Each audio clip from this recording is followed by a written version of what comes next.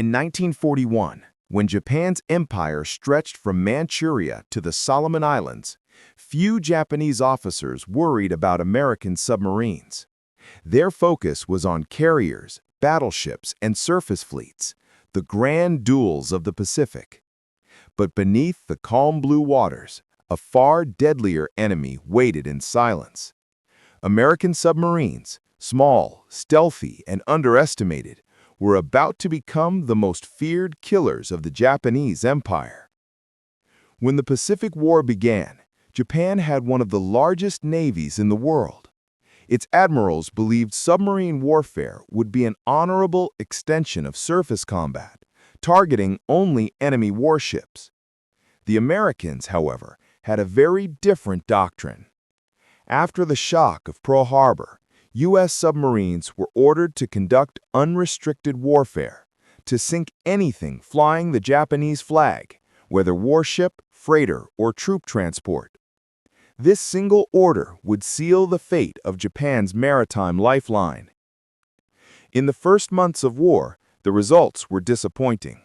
American torpedoes often failed to explode or ran too deep.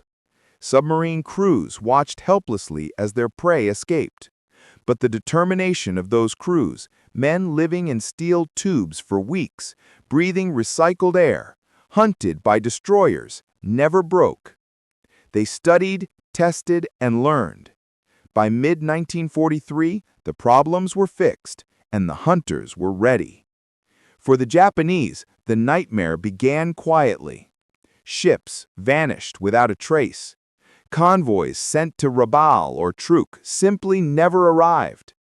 Entire crews disappeared into the deep, leaving only drifting debris and oil slicks. Merchant captains whispered that the Americans could see through the ocean itself, that the sea had turned against Japan. From that moment on, a new kind of terror took hold, the fear of an enemy that could not be seen, heard, or stopped.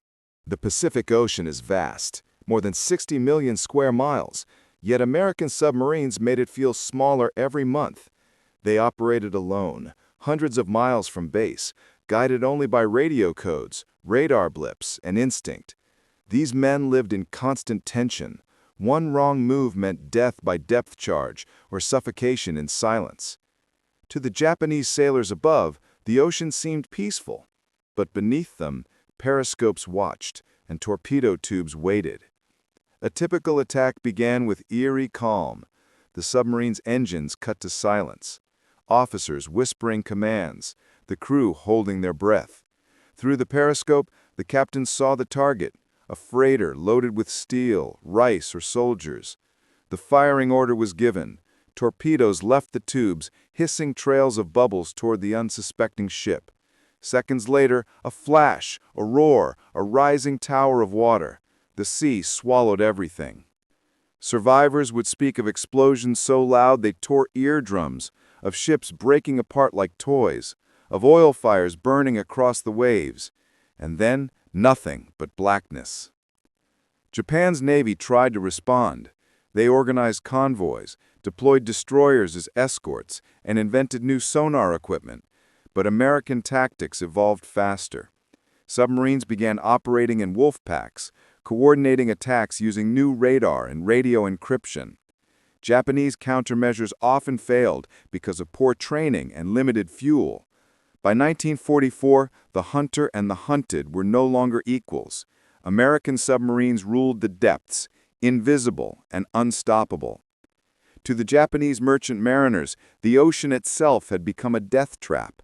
Every ripple might hide an enemy periscope. Every calm sea might conceal a torpedo's approach. The unseen war beneath the waves was now the empire's slow executioner. By 1944, American torpedoes were no longer unreliable. They were deadly, precise, and used with terrifying efficiency. The U.S. Navy had refined its tactics into an art of destruction.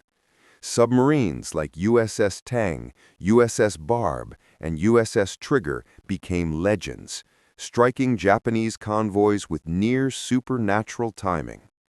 The results were catastrophic for Japan. Troop transports were sunk before reaching the front. Tankers carrying vital oil from the Dutch East Indies vanished beneath the waves. The Japanese called the sea lanes the graveyards of steel. More than 8 million tons of shipping were lost. Over 60% of Japan's merchant fleet destroyed by submarines alone. But behind those numbers were human tragedies. Thousands of sailors, soldiers, and civilians were left adrift in burning seas. Survivors described oil-covered waters, the smell of diesel and blood, and the eerie silence after explosions faded. Entire convoys disappeared in a single night. The most feared moment for any Japanese sailor was hearing the sudden cry, "Torpedo, starboard side!" because they knew they had less than 30 seconds to live. Even warships were not safe. Submarines sank aircraft carriers like Shokaku and Taiho and battleships like Kongo. Japan's naval power was being torn apart not by aerial bombs or massive guns, but by small, unseen submarines lurking in the dark. The fear of these ghost boats, as Japanese survivors called them, haunted the Imperial Navy until the very end. Japan's empire depended entirely on shipping. Its islands had almost no natural resources. Everything from oil to rubber, from food to weapons, had to cross the ocean. When American submarines began destroying merchant ships faster than Japan could replace them, the empire began to starve. Factories stopped producing because there was no fuel, cities went dark, soldiers in the Philippines and New Guinea were cut off from supplies. By 1945, Japanese troops in many outposts were eating grass, roots, and insects to survive. Civilians in Tokyo and Osaka faced hunger and malnutrition.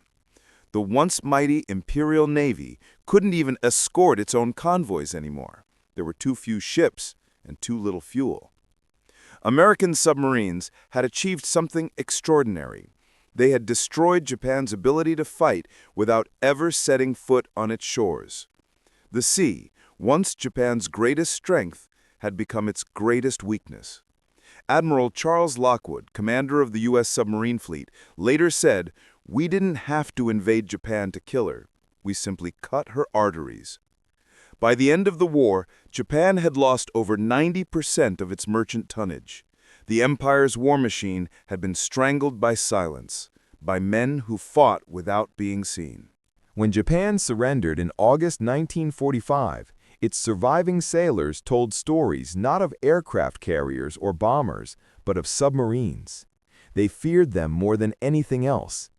Many said they'd rather face 1,000 bombs than one unseen torpedo.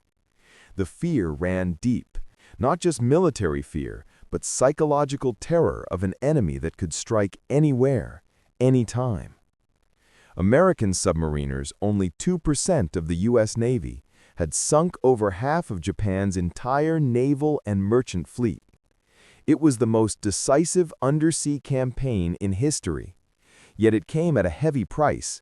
1 in 5 American submarines never returned home. The men who survived carried the burden of knowing they had killed thousands, often seeing the faces of the enemy through the periscope just before firing. In post-war Japan, the submarine war became a symbol of the empire's collapse. Historians called it the invisible blockade. Monuments to lost merchant sailors stand along Japan's coasts, engraved with the words, "They vanished beneath the waves." Even today, the wrecks of those ships rest silently across the Pacific, their steel skeletons covered in coral, reminders of a war fought in the dark. For both sides, it was a battle of endurance, technology, and fear.